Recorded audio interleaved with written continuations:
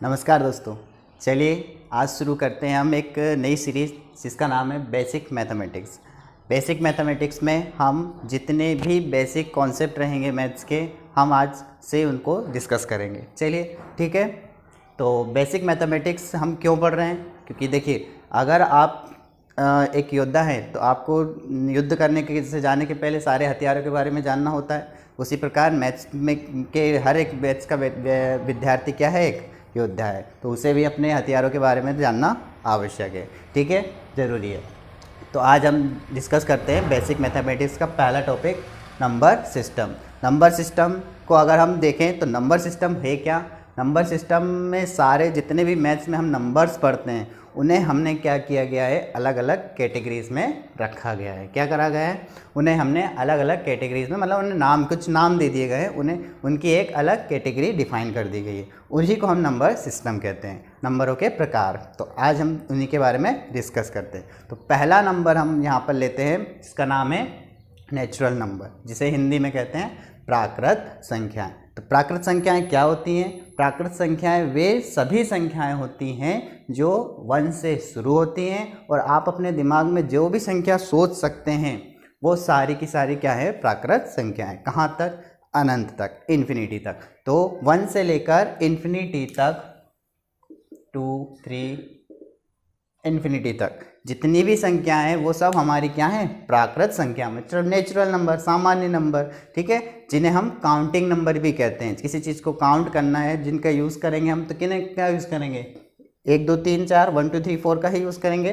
तो ये हमारी क्या कहलाती हैं? प्राकृत संख्याएँ कहलाती है। ठीक है, अगला उसके बाद आता है कंपोजिट नंबर, जिसे हिंदी में कहते हैं भाज्य संख्या। ठीक, तो भाज्य संख्या कौन सी संख्या होती है? भाज्य संख्या वह संख्या होती है जिसके 2 या 2 से अधिक गुणनखंड होते हैं। ठीक है, 2 या 2 से अधिक गुणनखंड रहेंगे, वही संख्या हमारी क्या कहलाएगी? भाज्य संख्या। डेफिनेशन से समझ में नहीं आ रहा है? एग्जाम्पल लेते हैं। फॉर एग्जाम्पल मैंने लिया 4, 9, 8। ठीक, ये मैंने कुछ संख्याएं ली। तो अगर मैं पूछूं कि आप 4 किस किस संख्या से डिवाइड हो सकता है? 1 से, 2 से, 4 से, आराम से। तो 2 या 2 से अधिक गुणनखंड हुए इसके। 9 का अगर मैं पूछूं तो 1 से, 3 से और 9 से, इसके भी 3 गुणनखंड। अगर मैं 8 का पूछूं तो 1 से, 2 से, 4 से, 8 से, इसके तो 4 गुणनखंड बन रहे हैं, मतलब 4 फैक्टर हैं इसके। तो वे संख्याएं जिनके 2 या 2 से अधिक क्या होते हैं? गुणनखंड होते हैं, फैक्टर होते हैं, वही संख्या हमारी क्या कहलाती है? कंपोजिट नंबर कहलाती है। ठीक है, क्लियर हुआ होगा एग्जाम्पल से? तो वे संख्याएं जिसके 2 या 2 से अधिक गुणनखंड रहेंगे, वही संख्या हमारी क्या कहलाएगी? भाज्य संख्या कहलाएगी। ठीक है, चलिए ये तो हो गई हमारी भाज्य संख्या।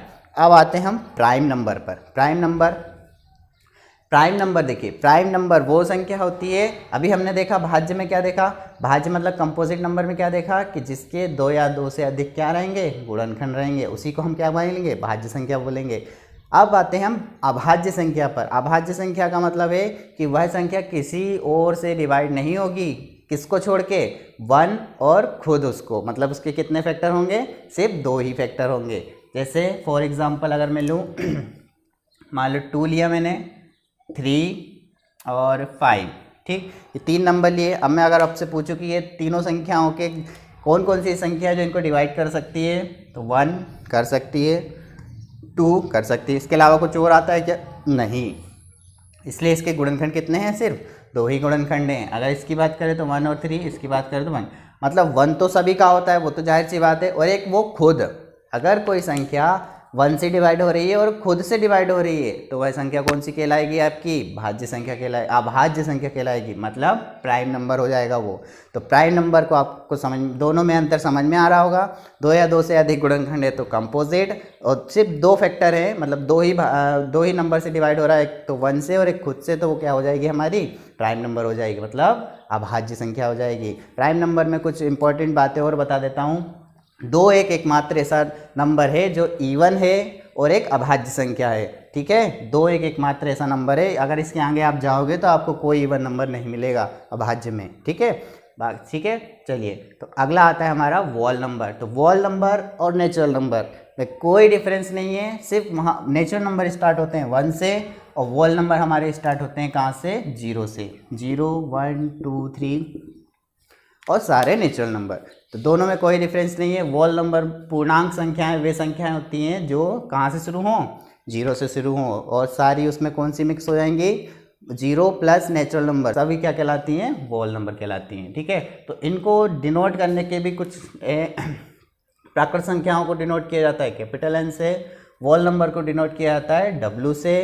ठीक है, और प्राइम नंबर को P से डिनोट कर सकते हो आप। ठीक है, चलिए अब अगला आता है हमारा इंटीजर्स। तो आपने संख्या रेखा देखी होगी, संख्या रेखा हमारी जो होती है उसमें किसी भी नंबर को हम डिनोट कर सकते हैं। ठीक है, तो इंटीजर मतलब पूर्णांक, आपको नाम से समझ में आ रहा होगा, पूर्णांक। पूर्णांक मतलब ऐसा नंबर जो पूरा है, मतलब अगर मैं बात करूं ना तो वो 0 है, 0.5 ना हो के कितना हो, 0 हो या 1 हो, 1.5 या 1.2 हो ना हो के या तो 1 हो या 2 हो, तो वह संख्याएं जो पूर्णांक होती हैं +-1 +-2 +-3। ठीक, इस टाइप से पूरी संख्या जो होती है हमारी वह पूर्णांक कहलाती है। ठीक है, तो पूर्णांक प्लस में भी हो सकते हैं और माइनस में भी हो सकते हैं। तो कहीं कहीं पूर्णांकों को Z से डिनोट किया गया है और कहीं कहीं पूर्णांकों को I से डिनोट किया गया है, तो कंफ्यूज नहीं होना। ठीक, अगला आता है हमारा सबसे इम्पोर्टेंट रैशनल नंबर। इम्पोर्टेंट क्यों, क्योंकि अब 9th क्लास के बच्चे जो ये वीडियो देख रहे हैं, इस वीडियो को जो बेसिक्स से शुरू कर रहे हैं मैथ्स को, वो भी देख सकते हैं, और जो रनिंग में 10th और 9th और 10th के जो बच्चे हैं वो भी देख सकते हैं। ठीक, तो 9th क्लास के लिए रैशनल नंबर बहुत इंपॉर्टेंट है, क्योंकि 9th क्लास का चैप्टर ही है रैशनल नंबर उसमें। तो रैशनल नंबर की बात करें तो रैशनल नंबर की जब परिभाषा की बात करें अगर हम, तो रैशनल नंबर की परिभाषा होती है वह संख्या जिसे हम P/Q के रूप में क्या कर सकते हैं, निरूपित कर सकते हैं, और वहाँ पर Q का मान क्या ना हो, 0 ना हो, उस संख्या को हम क्या कह देंगे, परिमेय संख्या। अगर इंग्लिश में बोलें, a number which can be expressed in the form of P/Q where Q is not equal to 0 is known as rational number। परिभाषा से समझ में नहीं आ रहा है, देखिए अगर मैं इसको कुछ एग्जाम्पल्स लूँ इसके रैशनल नंबर के। ठीक है, रैशनल नंबर को अगर हम और डिटेल में चलते हैं अंदर, तो P/Q कोई भी नंबर जो Q ना क्या ना हो, 0। तो कुछ क्वेश्चन उठेंगे, क्या ये एक रैशनल नंबर है, कंपेयर करो। 0 के बाद P के बारे में तो कुछ नहीं बोला है ना, हाँ ठीक है। Q के बारे में बोला है कि 0 ना हो, 1 तो हो सकता है ना, हाँ, इसलिए ये रैशनल नंबर है। अगर मैंने लिखा +5 या -5, क्या ये रैशनल नंबर है, हाँ है। क्यों, क्योंकि इसमें नीचे 1 लिख सकते हैं हम, तो ये भी P/Q के रूप में लिख सकते हैं हम इसको, इसलिए ये भी क्या है, एक रैशनल नंबर है। तो रैशनल नंबर वो नंबर होता है जिसे हम P/Q के रूप में लिख सकते हैं, उसे हम परिमेय संख्या कहते हैं। ठीक है, न्यूमरेटर अपॉन डिनोमिनेटर, अंश बटे हर। ठीक, इसके अंदर थोड़ा और जाए तो हम जब रैशनल नंबर को क्या कर लेते हैं, डिवाइड कर लेते हैं, तो हमको क्या मिलता है, जब हम किसी रैशनल नंबर को डिवाइड कर लेते हैं तो हमें एक दशमलव मतलब डेसिमल नंबर मिल जाता है। ठीक है, डेसिमल, जिसे हम हिंदी में दशमलव संख्या कहते हैं। अब दशमलव के भी यहाँ पे कुछ कैटेगरीज डिवाइड की गई है। कैसे, एक होता है हमारा शांत दशमलव और एक होता है अशांत दशमलव। ठीक, टर्मिनेटिंग और एक होता है नॉन टर्मिनेटिंग। ठीक, कैसे, देखिए एक एग्जांपल लिया मैंने 1/2 और यहाँ एग्जांपल लिया मैंने 1/3। ठीक, 1/2 को अगर आप डिवाइड करें, नॉर्मल अगर आप डिवाइड करें, जाएगा नहीं, जाने के लिए क्या लगाते हैं, पॉइंट और 0 बढ़ाते हैं।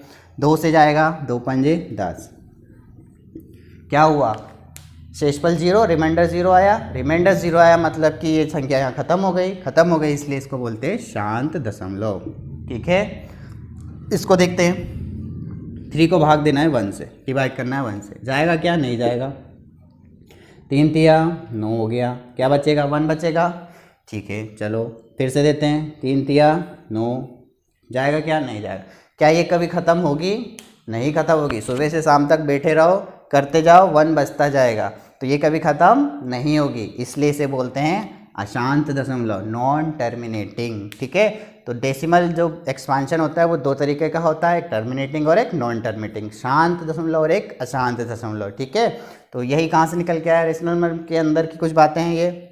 अगर मैं यहाँ पर इसको, एक तरीका होता है लिखने का, बार बार 3 तो लिखेंगे नहीं हम। ठीक है, तो उसका एक तरीका होता है, क्या लिख सकते हो, 1/3 तो ये एक रेशनल नंबर है, इसका जब भाग दे दोगे तो इसका तुम्हें मिल जाएगा क्या, दशमलव प्रसार, डेसिमल एक्सपांशन, जो कि कैसा है, नॉन टर्मिनेटिंग, अशांत।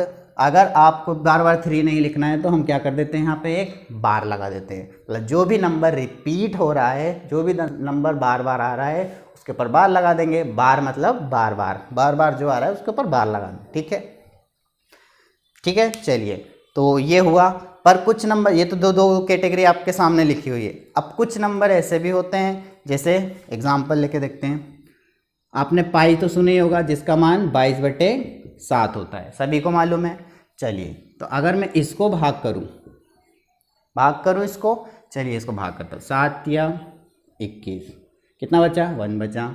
ठीक है, क्या लगाओगे, 0 लगाओगे, पॉइंट लगाओगे, 0 बढ़ाओगे, 7 कम 7, 3 बचा, फिर क्या लगाओगे, 0 बढ़ाओगे, 7 दूनी 14, 7 या 21, हद चुके 28, फिर 2 बचा। ठीक है, फिर 0 लगाओगे, 7 कम 7, 7 दूनी 14, 7 या 21, 7 दूनी 14, क्या बचा, 6 बचा, फिर 0 लगाओगे, 7 नाम 63 होता है, 7 8 56 होता है, 8 बार में 4 बचा, फिर 0 लगाओगे, 7 पंजे 35, 7 छिंग 42, 7 पंजे 35, 5 बचा, फिर 5 बचा, फिर 0 लगाओगे, 7 7 या 49, 49, फिर 1 बचा, है ना।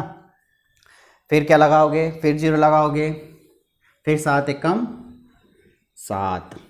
अब देखिए क्या हुआ, इसको देखा आपने ना, तो ये क्या हो रहा है, ख़त्म हो रहा है, और ना ही ख़त्म तो नहीं हो रहा है, मतलब ये तो फिक्स है कि ये अशांत दशमलव है। ठीक है, ये तो फिक्स हो गया, ये ख़त्म नहीं हो रहा है, करते जाओ, शाम तक बैठे रहो, ख़त्म नहीं होगा। तो ये यहाँ से हमें पता चला कि ये क्या है, एक अशांत दशमलव है। ठीक है, अशांत होने के साथ साथ यहाँ एक बात और समझ में आ रही है कि यहाँ तो 3 रिपीट हो रहा था, पर यहाँ हर बार नई संख्या आ रही है, मतलब कि ये किसी एक पैटर्न में भी नहीं है, मतलब कोई एक यहाँ पर सीरीज़ भी नहीं बन रही है कि कोई एक नंबर सीक्वेंस वाइज रिपीट हो रहा हो। तो यहाँ से हमको एक बात पता चलती है कि यदि वो ख़त्म हो जाता है, रिमाइंडर आ जाता है, मतलब टर्मिनेट हो जाता है, तो उसको टर्मिनेटिंग बोल देंगे। नहीं होता है, बार बार रिपीट होती है, तो उसको नॉन टर्मिनेटिंग बोल देंगे।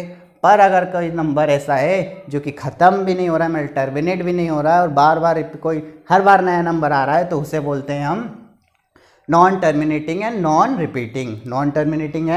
Non repeating. और वही संख्या हमारी कहलाती है क्या, इरेशनल नंबर। ठीक है, अब आपको समझ में आएगा कि इरेशनल नंबर होता क्या है। कई बच्चों को इरेशनल नंबर समझ में ही नहीं आता है कि आखिर इरेशनल नंबर होता क्या है। पाई बोल तो देते हैं क्लास में कि पाई एक इरेशनल नंबर है, पर वो है क्यों, वो इस कारण से, क्योंकि वो डिवाइड करने पे ना तो ख़त्म होता है और ना ही बार बार सेम संख्या रिपीट होती है, बार बार हर बार क्या होती है, सीक्वेंस वाइज चेंज होती है। ठीक है, तो ये हो गई 3 कैटेगरी, शांत, अशांत और एक ऐसी संख्या जो ना तो शांत है और ना ही सेम नंबर रिपीट करती है, तो उसे हम कहते हैं कौन सा नंबर, इरेशनल नंबर, मतलब अपरिमेय संख्या। अगर मैं आपको कह देता कि ऐसा नंबर जो p/q के रूप में दर्शा सकते हैं, q नॉट इक्वल टू 0 होता है, परिमेय होती है, और ऐसा नंबर जो इसको p/q के रूप में नहीं दर्शा सकते हैं, तो वो क्या होती है, अपरिमेय संख्या होती है। तो क्या कुछ समझ में आता, कुछ समझ में नहीं आता। अगर ये एग्जाम्पल दिमाग में रहा तो आप फट से बता दोगे सर अपरिमेय संख्या क्या होती है और उसको कैसे वो अपरिमेय संख्या होती है, तो आप इसको अच्छे से ध्यान रखिएगा। ठीक है, अगला आता है हमारा इमेजिनरी नंबर। इमेजिनरी नंबर से क्या तात्पर्य है, मतलब क्या समझ में आता है। इमेजिन मतलब जो नंबर सिर्फ हमारे क्या होते हैं, दिमाग में होते हैं, रियल में नहीं होते, उसे हम क्या कहते हैं, इमेजिनरी नंबर कहते हैं। ठीक है, तो इसके बारे में ज़्यादा डिटेल में नहीं जाएंगे, सिर्फ आप इतना समझ लो कि वे नंबर जो होते तो नहीं है, पर हम मान लेते हैं कि कुछ नंबर ऐसे होते हैं, तो उन्हें हम इमेजिनरी नंबर। अगला है हमारा रियल नंबर।